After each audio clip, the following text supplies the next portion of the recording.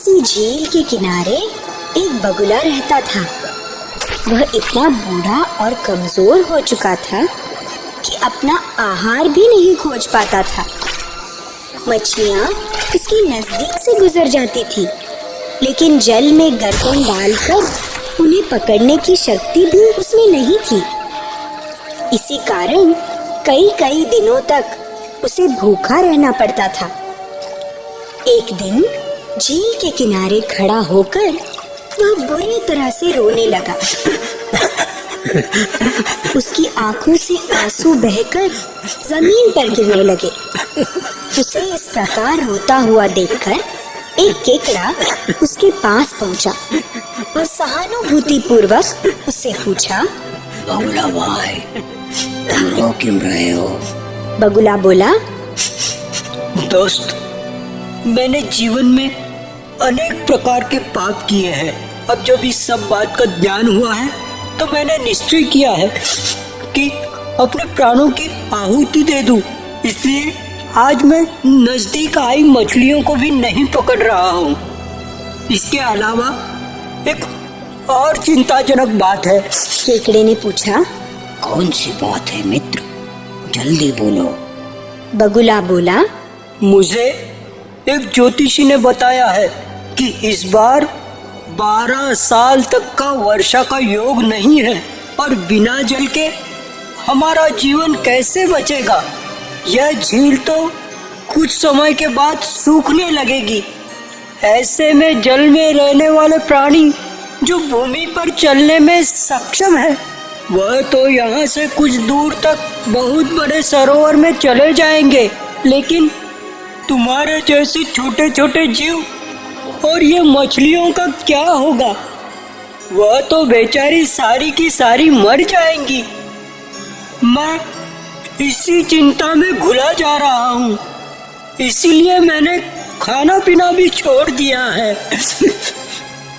बगुले की बातें सुनकर केकड़ा भी चिंता में पड़ गया और उसे अपने जीवन की चिंता सताने लगी।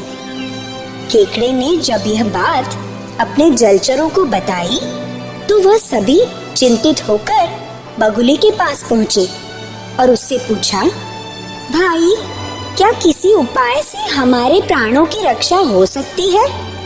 उनकी बातें सुनकर बगुला बोला, यहाँ से कुछ दूर एक बहुत बड़ा सरोवर है।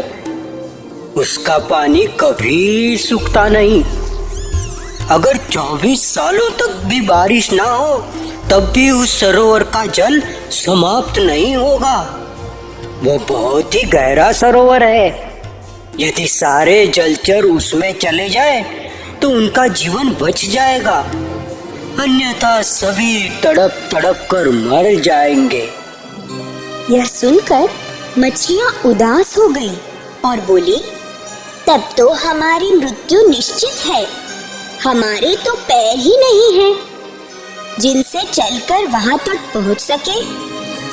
किसी ने बगुले से पूछा, बगुला भाई, क्या कोई ऐसा उपाय है जिससे हम सबका जीवन बच जाए?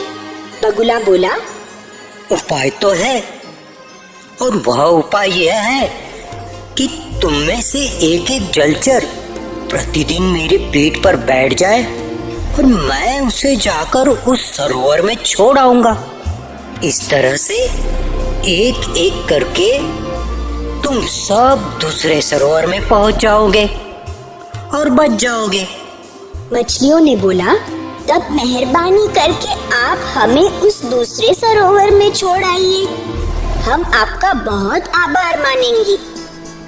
उस दिन से वह बगुला रोज एक मछली अपनी पीठ पर बैठाकर ले जाता और कुछ दूर जाने पर एक पत्थर के टुकड़े पर जा बैठता।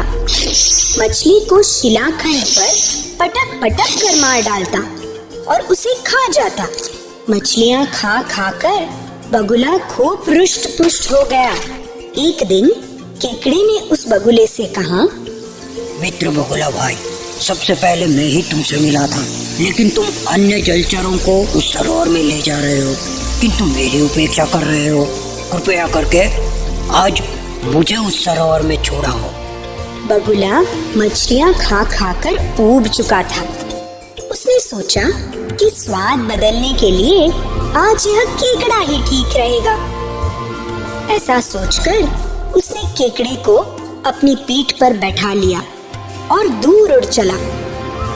रोज की तरह ही वह केकड़े को पत्थर के टुकड़े पर ले जाकर बैठ गया। यह देखकर केकड़ा आशंकित हो उठा और उसने बगुले से पूछा, अरे मित्र, कितनी दूर है वो सरोवर? अब बगुले ने सोचा कि इसे सच बता ही देना चाहिए, क्योंकि थोड़ी देर में तो ये मर ही जाएगा। केकड़े की बात सुनकर वह हंसा और बोला, अरे कैसा सरोवर? अरे मूर्ख, यहाँ कोई भी सरोवर नहीं है। यह तो तुम लोगों को लाने के लिए मेरी एक चाल थी। बगुले की बातें सुनकर केकड़ा सन्न रह गया। उसने नीचे झांका तो उसे बगले द्वारा लाई गई मछलियों के अवशेष भूमि पर पड़े हुए दिखाई दिए। वह केकड़ा अब अपनी जान बचाने के लिए तैयार हो गया। अब केकड़े से बगुले ने कहा, हे केकड़े, अपने भगवान को याद कर ले, क्योंकि मैं तेरा जीवन छीनने जा रहा हूँ। बगुले का इतना ही कहना था कि केकड़ा उसकी गर्दन से चिपक गया। उसने अपने तेज दांत और पंजे बगुले की नर्म गर्दन में गड़ा दिए और तब तक बगुले की गर्दन दबाता रहा जब तक बगुले का अंत न हो गया। अब बगुले के मरने के बाद वह केकड़ा किसी प्रकार सरकता हुआ अपने सरोवर में जा पहुंचा। उसे वापस आया देखकर मछलियों ने उससे पूछा कि केकड़ा भाई, तुम तो आज नए सरोवर के लिए गए थे, वापस क्यों लौट आए? केकड़ा बोला, अरे कैसा सरोवर और कैसा सूखा, ये तो उस धूर्त बगुले की एक चाल थी। यह कहकर उसने मछलियों को सारी बातें बता दी। साथ ही यह भी बता दिया कि मैंने उस बगुले को मार डाला है। सारे जलचर यह बात सुनकर बहुत प्रसन्न हो उठे और केकड़े को धन्यवाद देने लगे, जिसकी बुद्धिमानी के कारण आज वह मरने से बच गए थे। मछलियां बोली, अच्छा हुआ उस धूर्त बगुले को दंड मिल गया और वह मर गया। अब हम निश्चिंत होकर आनंद पूर्वक अपना जीवन बिताएंगे। इस कहानी से यह शिक्षा मिलती है कि हमें आंखें मूंदकर किसी की बात पर विश्वास नहीं कर लेना चाहिए, क्योंकि कभी-कभी भेड़ की खाल में भेड़िया भी छुपा रहता है।